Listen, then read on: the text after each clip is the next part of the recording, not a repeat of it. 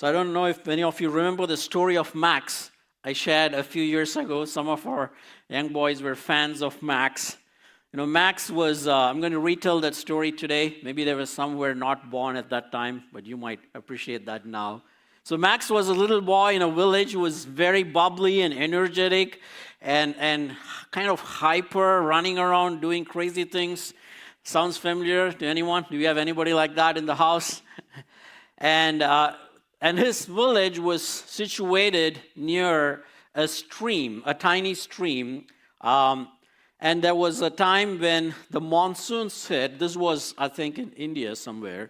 And there is this thing called flash floods. I don't know if you've ever been in one. I've seen one flash flood when we were camping in India, and it was crazy. It just comes with so much power. It just drives everything on the way.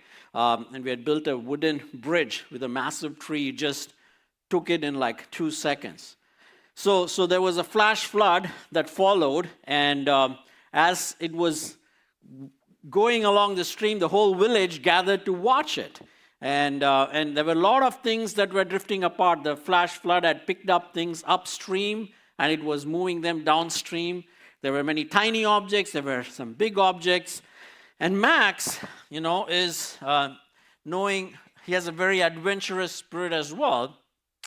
He was watching this, and he thought it'll be fun to just jump in and swim a little bit and come back up. So he kept doing that, jumping into this stream that was now a flash flood, swimming against the current and coming up. And the whole village, everybody was panicking. They would say, Max, don't do that. And he's like, no, I'll be fine, because he was a strong swimmer and he could swim. And then when he was standing a little towards the other side of the shore, he saw like a big black object that was drifting. And he really wanted to find it. It caught his attention, so he thought, I'm going to swim and I'm going to get this object and bring it back. So he jumped into this river and swam as fast as he could. And then he went, and people who were watching from the bank could see that he went and he was able to get that object.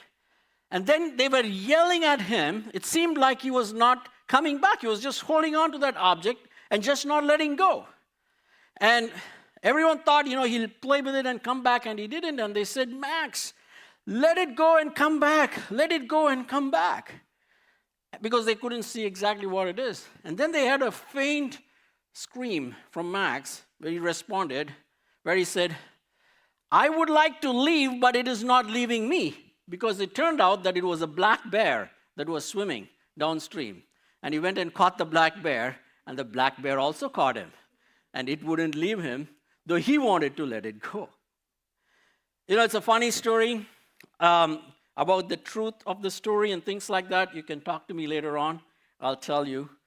But it's a very poignant story that has some connection to what we are going to talk about today in our concluding sermon on the series on revive, pathways to personal revival. So we've been looking at almost a whole year and a quarter now in the book of 1 Corinthians in the Bible, and 16 chapters. Today is the last chapter and the last sermon on the series on how do we live, how do we revive our lives? How can we live effective, purposeful lives that matter? The title of this sermon that I've given for this passage is called Generous Living. And Paul has been walking through them on so many topics all this while, and now he concludes it with an exhortation to tell them how you can live impactful life, or a life with a purpose, is if it is a life that is lived in a selfless way. If it is a life that is lived with a purpose. And one of the key ways to know that is through generosity and generous living. We live in the most richest place on earth, San Francisco Bay Area, but as I've shared earlier, this is the least philanthropic place on earth as well, where people don't give for any causes, for people from any religion or any background. And it is sometimes counterintuitive. You would think, if people have more money, they will give money to help people, but that does not seem to be the case. Because money is an indicator of what you value the most in life. Or even more significantly, our money shows who or what we really worship. It's not about a religion. What you spend your money, where you're willing to give your money away, is a direct indicator of what your heart is really worshiping. You can be a Christian or a Hindu or a Buddhist or a Muslim, but you can see how easy it is to give your money for something for which you will not get anything back in return. If you hold on to your money, you will see that the money will hold on to you, just like the bear. If you think you hold on to it and that will give you security and purpose, no, it's going to hold you back from truly living your full purpose and potential in life. Though I gave this passage the title Generous Living, there is another word for it in the Bible. It can also be called as effective discipleship. It is something that tells you what does it mean to be an authentic disciple of Jesus Christ. Jesus Christ lived a selfless life, and if you and I are calling ourselves Christians who are following in his footsteps, then our lives ought to be reflecting that selflessness. Generous living is giving of yourself to others through money, through gifts, through time, through space, and your very own life. That's what generous living is all about. That's what's going to make your life impactful, purposeful. When you die and leave this world, when we are either put in a coffin or burned away, nobody cares how much money you made. Nobody cares how many houses you own. No one is going to remember your grades in school.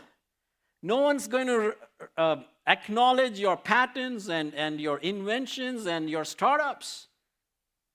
But people will remember whose lives you have touched through selfless living.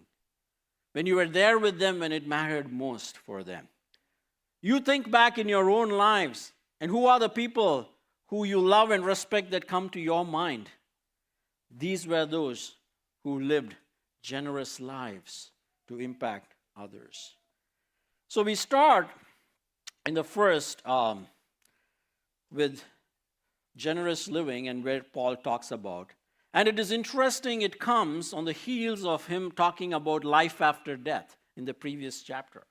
We spent the last 3 weeks talking about what resurrection means, what is the impact of resurrection, because you and I cannot by ourselves live these selfless lives. We need that resurrection power at work in our hearts, in our lives, to be able to live these selfless lives. And so he starts in the first few verses. The first point I want to talk about is generous living and giving, how they are connected. It says in verses 1 to 4, "Now concerning the collection for the saints, as I directed the churches of Galatia, so you also are to do on the first day of every week, each of you is to put something aside and store it up, as he may prosper, so that there will be no collecting when I come. And when I arrive, I will send those whom you accredit by letter to carry your gift to Jerusalem. If it seems advisable that I should go also, they will accompany me." He uses the ways now concerning its response to a letter that they wrote to him because they had some questions. They had 7 questions, and he was responding to them. This is the 6th of the 7th, and he's referring back to them. And he talks about giving because this was something he had written. Now, this is a group of people who are living in Greece, modern-day Greece, and Paul has been talking to all the churches about thinking and caring about a group of people who lived in Jerusalem at that time who were going through abject poverty. And the reason was there was a famine that swept through the whole Mediterranean world, through which people lost their livelihood and things like that, and especially Christians who were persecuted by the Roman government who saw them as a threat to their political power. And just like even today, we see how oppressive regimes tend to snuff out any opposition from people they see as a threat. And because of that, most of the people who lived there were relatively poor. In fact, even in their poverty, we read in Acts, when the first church in Jerusalem was started, those who had, they modeled generosity by giving away everything they had to take care of their fellow brothers and sisters right in that church. But now this whole church is impacted with poverty. People are suffering. And when Paul visits Jerusalem, he talks to the leaders in Galatians chapter 2, verse 9 and 10. We can read that. And he says, "And when James and Cephas and John, who seemed to be the pillars, perceived the grace that was given to me, they gave the right hand of fellowship to Barnabas and me, that we should go to the Gentiles and they to the circumcised. Only they asked us to remember the poor, the very thing I was eager to do." So this was something that was a big burden in Paul's heart when he saw the lives of his fellow brothers and sisters. And so Paul wanted to encourage generosity with the people wherever we went, that they will care for these poor brothers and sisters. But you see, there is a problem here, and the problem is you cannot just suddenly be a generous person. In fact, this was going to be a test of their heart, because this was a church that had problems. They didn't like people within the church. There was not much difference between how they lived their life inside and how the culture outside was influencing them. You know, if the Corinthians failed to stop loving things that they are not supposed to love because they were a pleasure-driven culture, they wanted to spend money on things that will give them pleasure. You know, it was called the Las Vegas of the Mediterranean, right? So there was everything to satisfy their passions. They would put money in that, whether it's to give them sensual pleasure or food or whatever it may be. And they also had a problem that those who were rich were actually looking down at the poor right in their own city. They didn't want to be associated with someone from a different socioeconomic class. And so you can't just suddenly become a generous person unless the resurrection power of God is worked in your heart and given you a love for these people. And so here is a test for them that Paul is kind of throwing at them. If you guys get everything I say, if you believe in experiencing this resurrection power of Jesus, if it's doing something in you, show your love into action by taking care of these poor brothers who are in Jerusalem.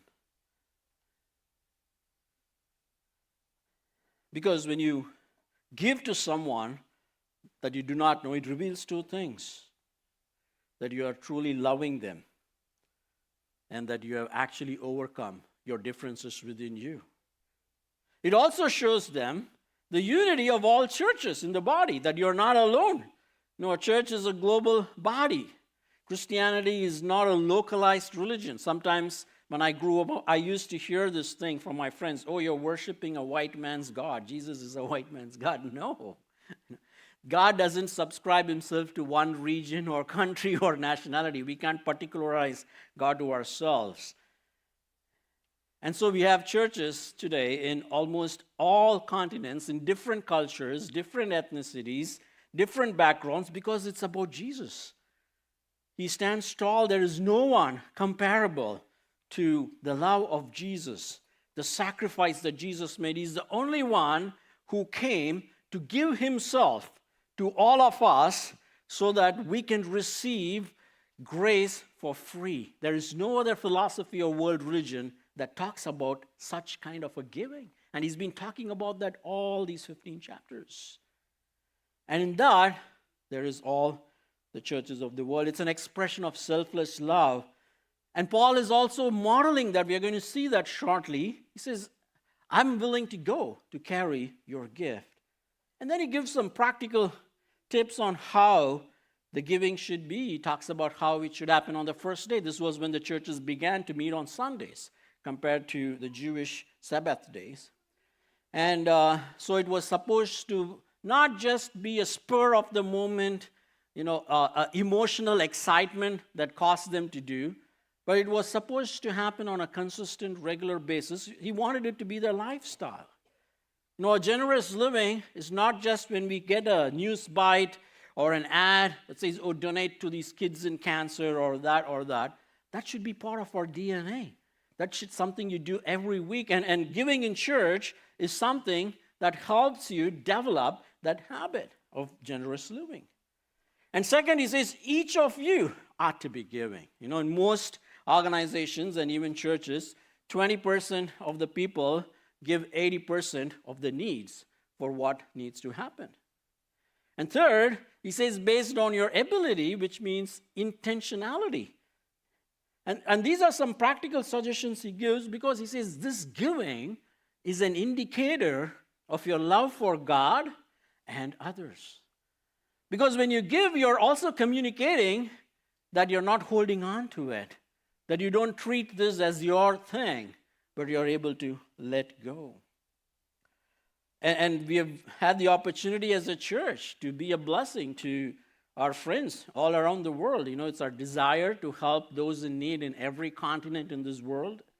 And so far, we have people in most of the continents except South America and Africa, New Zealand. We are working to find some organizations or people so that we can show our generosity as a church to help them. And you all know and love those who are making a difference, especially, our Spectrum Boys home in Hyderabad. All those 10 boys that we have adopted as our own children. Some of you visit them and play cricket and spend time with them. It's not just the money, just being there and showing love, that speaks a lot for them. And if you haven't, I would really encourage those, even if you're going to different cities in India, please make a trip to see those boys. They will feel incredibly loved. They know we are supporting them financially, but when you show your face and hang out for a day, it makes a huge difference. And we have, this year we really want to be a year of giving. It's a year of missions, and it's an opportunity for us to step that up, to do these. And even this very facility we share with CC, we've been able to bless them, and they've been able to bless us with this. And I love our combined worship services. We are so different as two groups of people. They speak Spanish, we speak a bunch of different languages. But when we get together and we're able to worship the same Jesus, that's something, isn't it? Have you guys enjoyed that? Combined service, and Pastor Ruiz has been asking, we need to do that again, and I think it's about time. We should consider doing one more.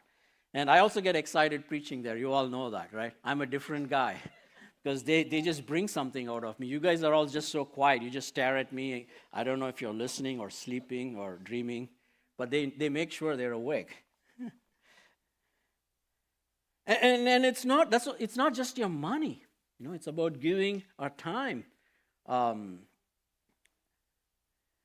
you can start now, wherever you are. Part of that involves getting involved in your city, in your neighborhoods. You can volunteer in so many places. Get to know people and their needs. Our kids club that meets in Cherrywood. So many kids who come from broken homes. They don't have love. You may think you're going and teaching them and tutoring, but the thing they respond to the most is the love they get. And it's been amazing to hear the transformational stories. Our kids club is not doing a good job marketing. You guys need to tell us. I keep hearing all these inspiring stories, and it's fascinating. And like most of us, we have international students who come. We have 2 guests who are here today. We know how it was the first few years. Just inviting them home, spending time, showing love. I hope they'll get at least 20, 30 invites today before they leave church. That they will not have any weekend where they don't have a house to go to. You can practice right here, generosity, generous living. And help and be part of them. So that's the first indicator Paul is encouraging them, is to have generous giving of your time, your money, your resources to bless others. And secondly, he moves on in the next few verses to talk about some models of generous living. He's not just preaching to them and say, oh, be generous. And then, like an armchair theologian or a preacher, he's actually doing it. So he says in verses 6 to 9, he says, I will visit you after passing through Macedonia, for I intend to pass through Macedonia, and perhaps I will stay with you or even spend the winter so that you may help me on my journey wherever I go. For I do not want to see you now in passing. I hope to spend some time with you, if the Lord permits. But I will stay in Ephesus until Pentecost, for a wide door for effective work has opened to me, and there are many adversaries. The Apostle Paul, the one who writes this letter, modeled this with his own life. He was a very successful guy, top of his class in his Ivy League schools and even in religious circles. But when he met the resurrected Christ, everything changed in his life. He was able to drop everything. And in fact, he was so anti-Christians. He was pursuing people who believed in Christianity and killing them. And for such a person, when he encountered the resurrected Christ, his life, he says, I counted all joy, losing everything compared to knowing the surpassing greatness of Christ Jesus. He spends his entire life now serving people like those in the city and all the big cities of the time. And he's right now in another big city in Asia, a city called Ephesus, which at that time was the largest known city, which had inroads throughout Asia. He spent 3 years there. And he's fighting so many oppositions, but he had a vision for his life. His life vision changed. His life vision changed from being someone who wanted to be the best in his field and the top of this world with the highest position and power to someone who has nothing and gets no rewards, and in fact gets through shipwreck and beatings and prisons. If you look at his resume after that, there's nothing incredibly worthwhile from a worldly perspective, but he's spending his whole life building others just like he was with them. So let me ask you, my dear friends, what is your life vision? In your life vision, what part of it involves being a blessing to others? Living generously to others? Is it just an add-on thing, like something you want to do to feel good about yourself?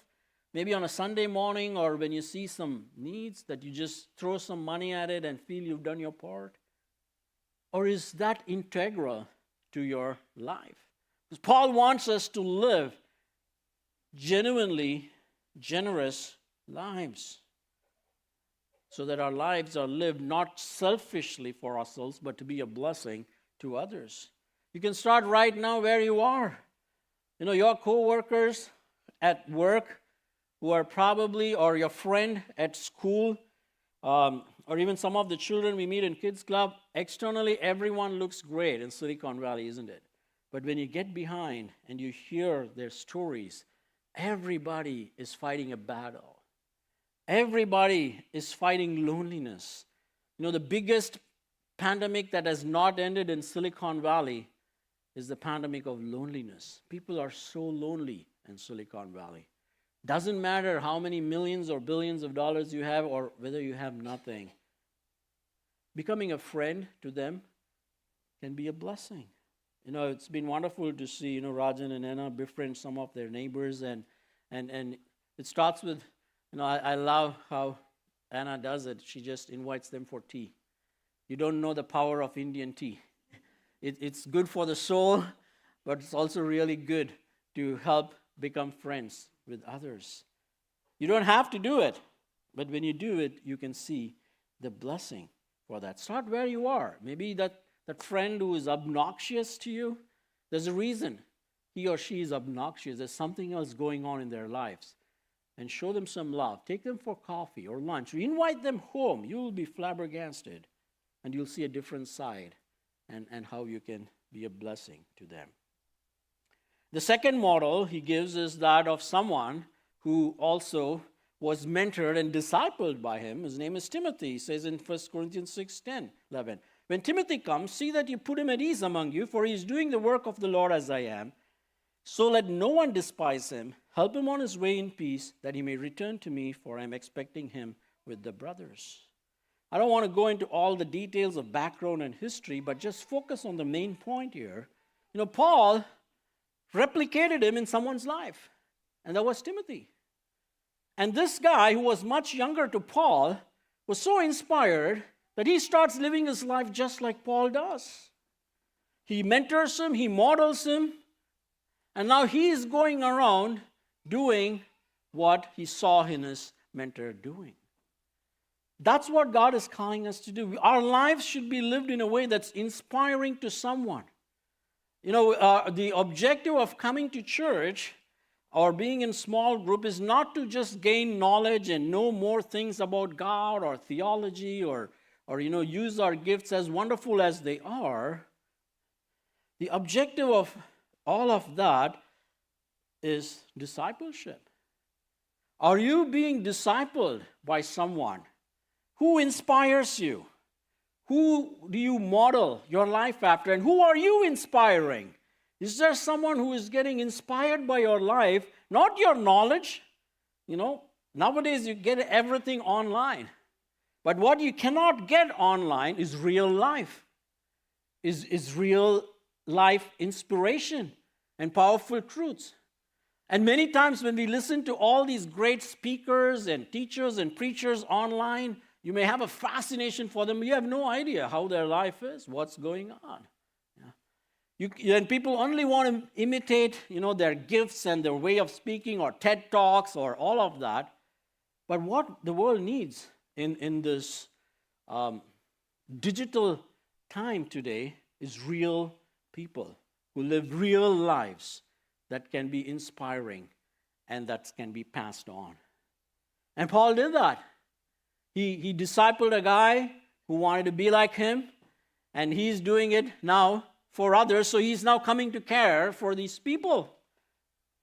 And he tells these people in the church, well, you can show your generosity not just by giving money, but by showing care to someone I'm sending you. Showing, generous living also involves caring for those who serve others in God. Especially those who do this as their full-time thing. Those who we call as our missionaries who are in remote parts of the world. First thing to do is pray for them. That's a very, very valuable thing you can do. Care for them, and encourage them. One of the biggest ways to care, especially for pastors, is not anything extraordinary, but praying and encouraging. During COVID, I think I shared the statistics. George Bernard did a statistics in North America. 40% of pastors wanted to quit their jobs only because they were so discouraged. With so many things going on in the culture, there was fights on should he be a Democrat or a Republican? Should he wear a mask or not wear a mask? Do black lives matter? Blue lives matter? All these things come into the church, and instead of them just doing their job of helping people and teaching God's word, they were just torn apart. They were constantly attacked for any slight word or statement they would say. And as pastors' job is to encourage others, but those who are encouraged, Paul is telling them, you can give back that encouragement to those who encourage you. And I think this is a big problem in Asian cultures. We don't know how to be encouraging even to one another. There are some words that we never tell, like thank you, we don't tell that. Or sorry, or how are you, we don't ask those things, right? And even how people are cared for in different cultures, it's because we're not expressive. So care for those who care for you. That's actually going to be for your good. And how do you care for them, if you ask? Just pray for them. I know I'm so thankful. I know I've heard from several of you guys pray for us as a family, and we are so incredibly thankful for that. Encourage them, and If you've been touched by something you've heard sometime, it's okay to go and share that thought was helpful. Say thank you. And honor them. That's what Paul says to him. He says, let no one despise him, because two things. One is Timothy was young. He didn't want people to look down on him because of his age. And secondly, there were so many cultural challenges that were going on at that time. So he didn't want Timothy to be overwhelmed. He was taking care of him, And he's going to talk about this other thing, is also submit to them. He says in 1 Timothy, actually, he gives that specific instruction. Chapter 5, verse 17, it says, let the elders who rule well be considered worthy of double honor, especially those who labor in preaching and teaching. Pastors don't work for money or fame or approval. And he says, therefore, you need to honor them. Among different cultures, like I said, I've seen this best at Korean culture. How they love and care for and honor their pastors. Among informal statistics, the worst in this is those who completely don't have any respect for pastors are Chinese and Indians. And there's a reason. You know why?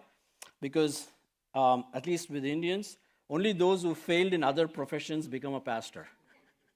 So they know, oh, you're a pastor. Oh, maybe you just, flopped and never made it to school, and that's why. So why should I respect you, right?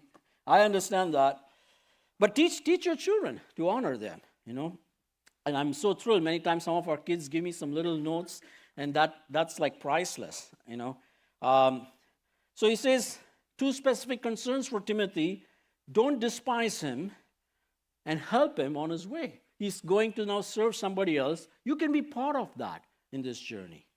So there's the model of Paul, and then is Timothy, who he has mentored and discipled, and then he goes to Apollos.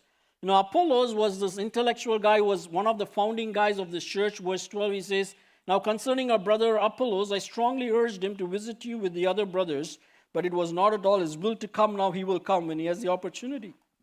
Here is another guy who's living a selfless life. He could have just stayed in Corinth. This was a church he helped found. He could have felt entitled and said, this is my church, this is my ministry, I'm going to live here. No, but he had God's call to go and do another work in the south of Greece, and he was there working. And so Paul actually, this was the last thing they wrote about, and it says now concerning Apollos, they wanted to see their founding pastor. And he says, it's all right. I asked him, but he's focused on another thing, and there could be, commentators say, another reason why he didn't want, because they had a cult following. They made him like a cult leader. There's a thin line between honoring those who do God's work and worshiping them as like a demigod or a spiritual hero. And it's very popular. All these televangelists are kept almost like Jesus, right? And he says, don't do, and perhaps Apollos didn't want that. He didn't want people to be worshiping him. They wanted them to really love Jesus.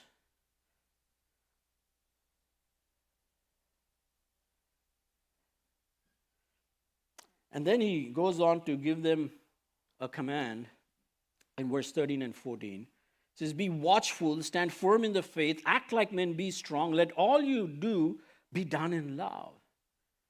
These 4 words that he tells them, these are typical war commands. When an army goes to war, this is what the general stands before the army and tells them before they are facing the opposition. It tells them, hey, be watchful. You can be attacked from any side. You got to watch for ground attack. You got to watch for aerial attack. And they were in a situation like that. He says, keep examining your heart. If you're finding it difficult to give to others your money or time or abilities, you have to check what's going on. Are you buying into what the culture is telling you, how you should just hoard more and more and more and indulge in your selfish reasons and doing only things for you, your family, your children, your great-grandchildren?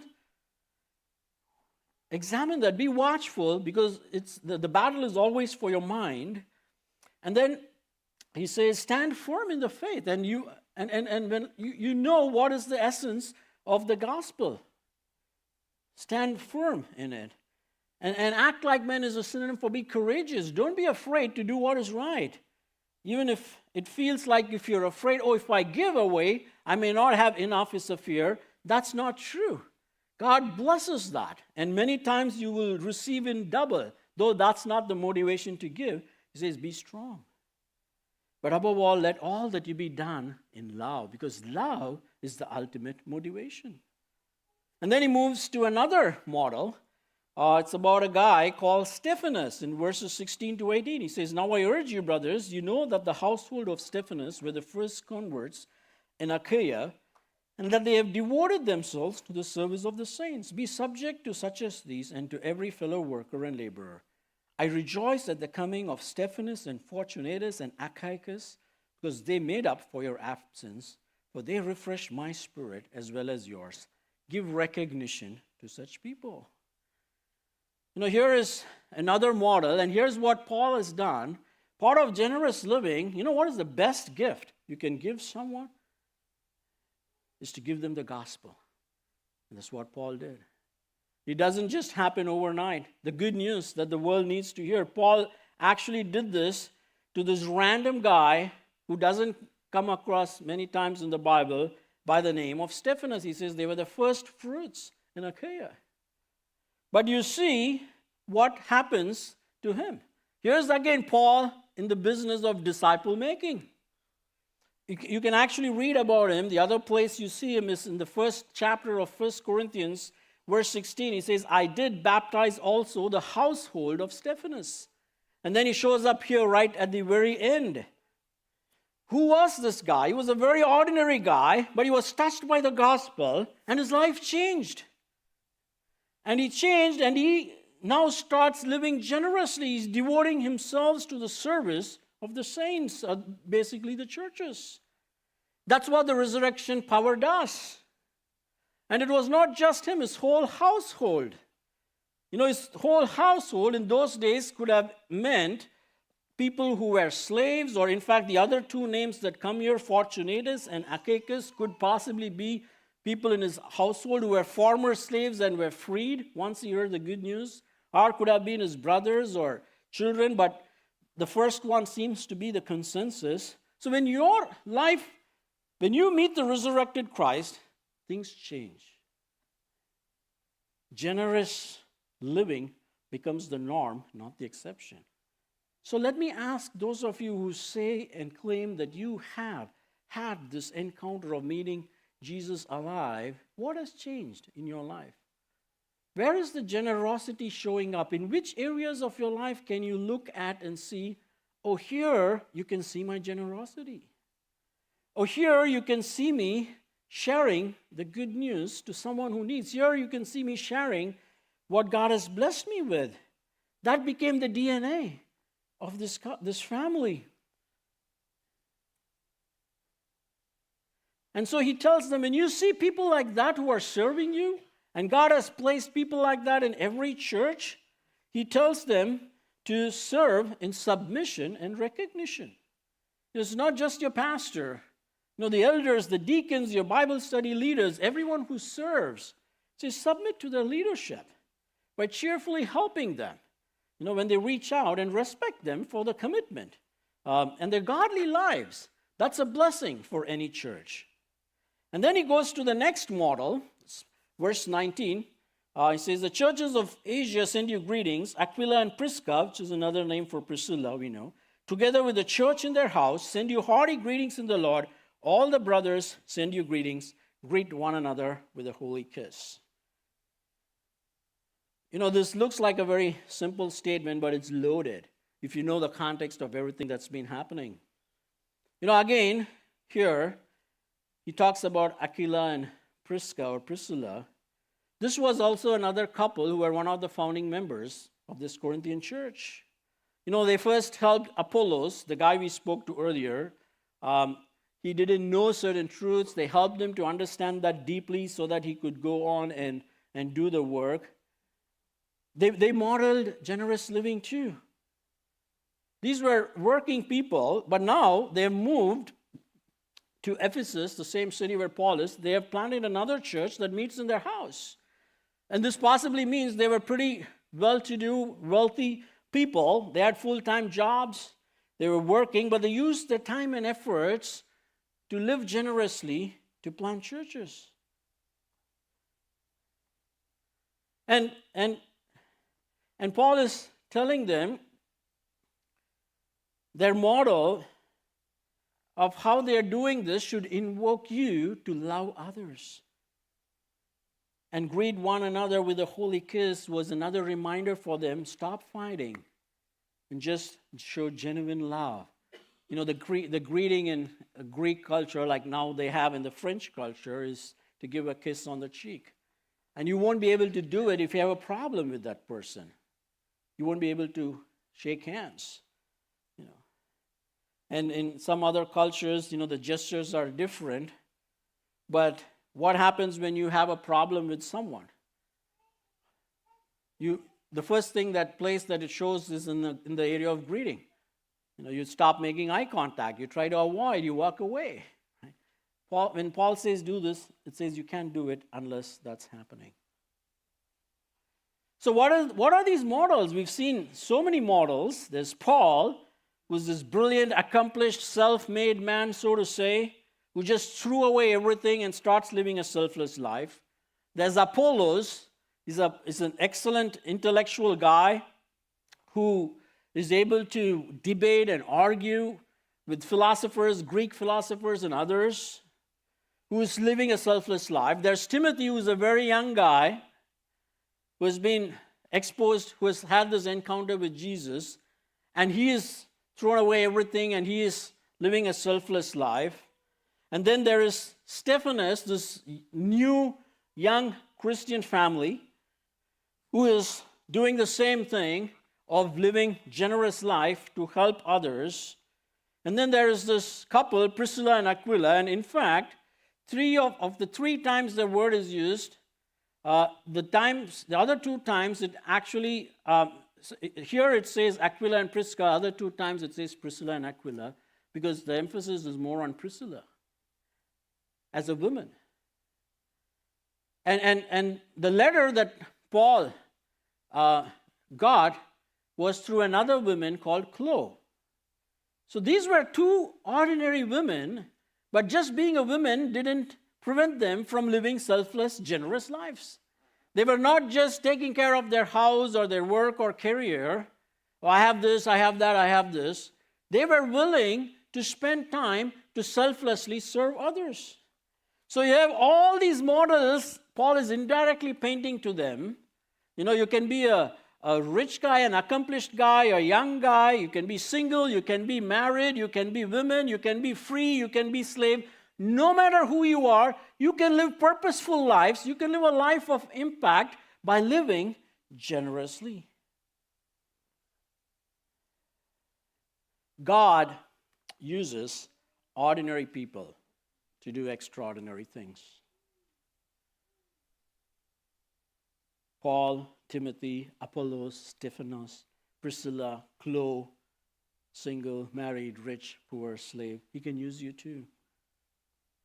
He wants to use those who are available for him. You don't have to be extraordinary to do this. But if you have met the resurrected Christ, something should have changed in your life's priorities. He doesn't want always amazing people. In fact, in 1 Corinthians chapter 1, verse 26 to 31, he says, "For consider your calling, brothers. Not many of you were wise according to worldly standards.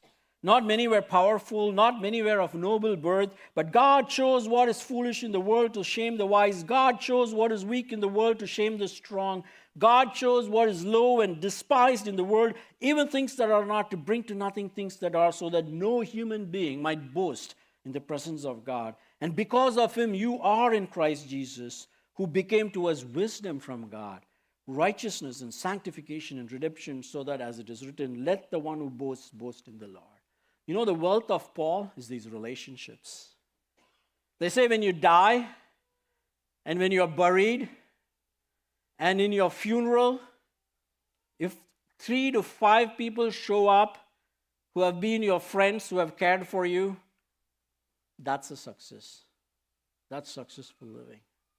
That means you have lived selfless life that has impacted 3 to 5 people in the world who are there to give thanks to God for you.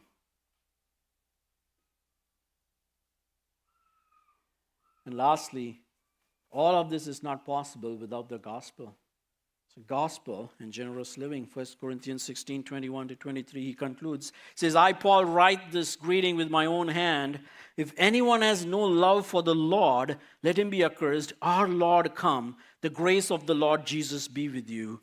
My love be with you all in Christ Jesus. Amen. The word that's used 3 times in these 3 verses is Lord. You know, all of these things can and only be done out of love in response to the lordship of Christ. You know, the saying that goes, as we have seen earlier, Christ is Lord of all or not at all. The question to ask ourselves is, who are you holding on to, or what is holding on to you? If we are holding on to anyone or anything other than Jesus, you cannot live generous lives. You cannot live impactful lives. You can become rich, you can become famous, you can become accomplished, but your life will not be impactful. Only when we have this encounter with Jesus. And how did Jesus become the Lord? You know, Lord is not a word we use in common today. It's a very ancient term, but it refers to someone who has sovereign power over that territory or place or person. How did Jesus become the Lord? He became the Lord by giving everything up. He says he did not consider equality with God a thing to be grasped, and let aside the glory that he had with his Father, and came down in the form of a helpless baby born in a manger. No one would expect God to come into the world as a poor baby in a stable. That's not how a king or a god arrives. Every other world religions and philosophies, if you read about how their gods engaged with humanity, it's flamboyant, it's with massive display of power and amazing things. But here Jesus left every power he had. As the one who created this whole world, he submitted himself to his creation because he wanted to give everything he has so that he can gain your love and my love. And that's the good news. We cannot deserve that. We cannot earn that. You cannot pay any amount of money to earn this love of Jesus. It was so priceless that there was something else he gave up. Something you and I would never be willing to give up. The love of our earthly parents. He was willing to give that up on the cross. When he took your sin and my sin on himself, and when his heavenly Father saw him, and he could not see him because his son was hidden and covered by the sin of the whole world, he turned his face away, and Jesus said, my God, why have you forsaken me? Only time he called him that. Every other time he calls him as my Father, Holy Father. He gave even that up to demonstrate what selfless love is. That's why we have the cross. There is no other symbol that demonstrates selfless love to humanity, and that's what Jesus did. And God says, and because of that, he took what you and I had to face. We saw that in the last week's chapter. Why do people die? Why is there death in this world, and how death is painful and we all will die? He says, I'm going to overcome that thing that which you are afraid of. The fear of all fears, the fear of death. I'm going to conquer death. And when he conquered death and God raised him up and he came alive, is when God says he made him Lord. He became the Lord of all creation. And he says, now can I be the Lord of your life? Will you trust me? That if you have this relationship with me, that I will give you the power to live selfless lives. That's priceless. That's precious. That will be the most satisfying thing to do. And you can truly love others, because love is what this world needs. and the resurrection power of Christ alone can help us live our lives. But if something else is the Lord of our lives, we cannot live generously. What is the bear that is holding on to you? Maybe you went and hugged it first, but now it's not letting go of you and not letting you live generously and freely, and you don't know how to shake it off. Come to Jesus. He's the one you need to hold on to. And the more tightly you hold on to Jesus, the more freely you can live generously with your money, time, resources to show the love of Christ to those around us. So as a way of application to close, let me ask you these questions. Who do you want to help this week? You can pray and ask God to show someone or somewhere you can practice generous living. Try it. You don't know how it feels until you do it. It could be in your neighborhood. Volunteer somewhere in your school or your workplace. And what is something you can do on a consistent basis to encourage those who serve you? Your pastor, your leaders, elders, deacons.